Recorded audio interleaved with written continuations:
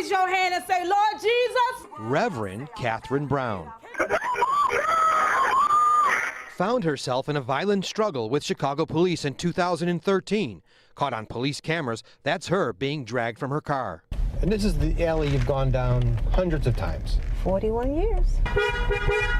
It all started when this squad car, dashboard camera on, was speeding towards her. No lights or sirens. It's a blessing that I did blow my horn. You think that squad car might have crashed into you? Yes. Brown says this officer, Morsi Murphy, and Jose Lopez were blocking her driveway. The lady officer jumps out of the car and say,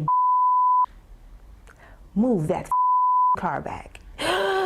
It startled me. I'm like, he reached for my license. The other officer takes the gun and pointed at the front of my head. So Brown called 911 repeatedly. I need the police and the lieutenant to come out. Her 2 children, including a 1-year-old, screaming. You were worried for your life? Georgia Brown was 8. What did you think might happen? They might shoot us and kill us. Instead of waiting for a supervisor, Brown says the cops forced her door open. Terrified, she drove backwards out of the alley, hoping neighbors might help. Now she chasing me with the car, and I come to a complete stop. And then she takes the car, rams it into me. Remember, her children were in the car. Brown starts screaming for witnesses. Morsi Murphy pepper sprays her. It hits her baby, too. That's Officer Lopez laughing. Then Morsi Murphy gets on top of a parked car and draws her gun. Another officer strikes Brown's car with a metal wand. Brown is taken down. Beat me down to my underwear. Tore my skirt off of me. And while you're on the ground right now, what's happening? They beating me with the sticks and hitting me with their boots in my head. She was scared to death. Attorney Ed Fox represents Brown against the officers who've racked up many other complaints. The Citizens Police Data Project shows Morsi Murphy with 19 complaints and 21 for Lopez. And when you have that many complaints, it should alert the police department something's wrong. I got treated like an animal. Brown, who was unarmed, was charged with attempted murder because Morsi Murphy claimed Brown dragged her. Brown was found not guilty but was convicted of reckless conduct, a misdemeanor, she says, for driving in reverse. She's appealing that. Chicago police say they can't comment because of the lawsuit, but they take excessive force allegations very seriously. A combined 40 complaints against these officers. She was just going out to get diapers. Local pastor is about to get a big settlement, $800,000, following allegations of abuse by Chicago police. CBS 2 investigator Dave Savini first exposed the case of a Pastor Brown 2 years ago. Brown says she was the victim of a road rage case involving on-duty Chicago police officer Morsi Murphy.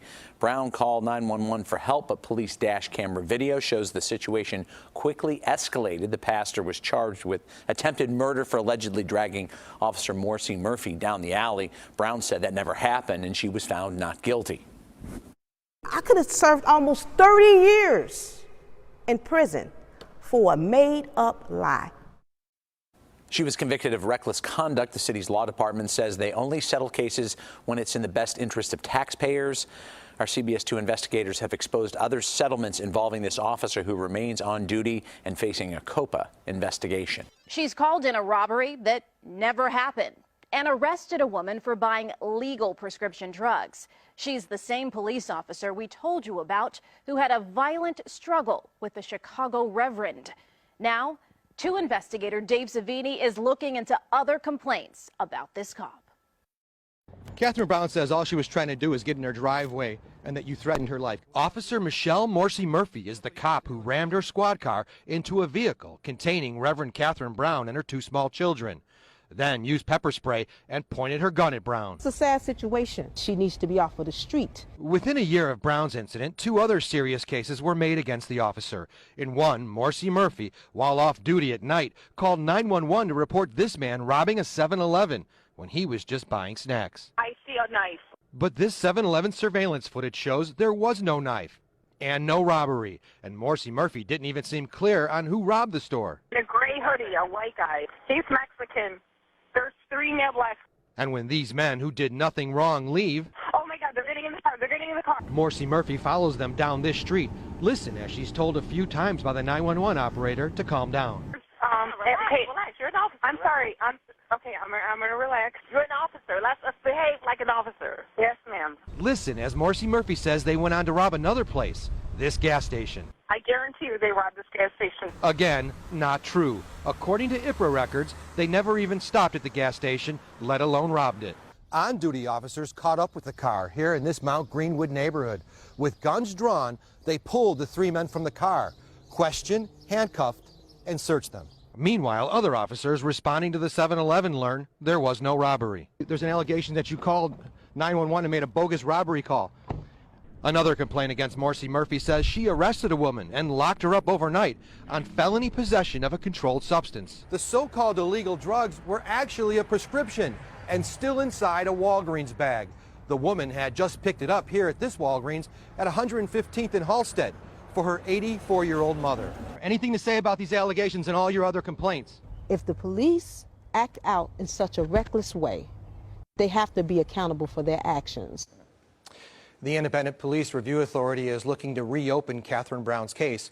In the prescription drug arrest, a federal lawsuit against Morsi Murphy and the city was settled.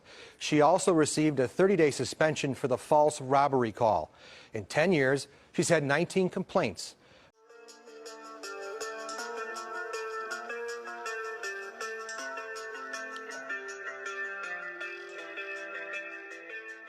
How many good cops you ever see stop a bad cop from being a bad cop? I've done it many a times. I've done it. You know what I got? You know what I received? Yo, whose side you on? I'd be like, yo, I'm on the right side. The dude's in cuffs. What you hitting for? What is the problem? He ran from us. What does that mean? He ran from us. We got to tune him up. I said, what training? I didn't get that in the academy. We have a problem that needs to be addressed. And until we start having these conversations, right, until the rest of the world start having these conversations, we're always going to have this problem when it comes down to policing.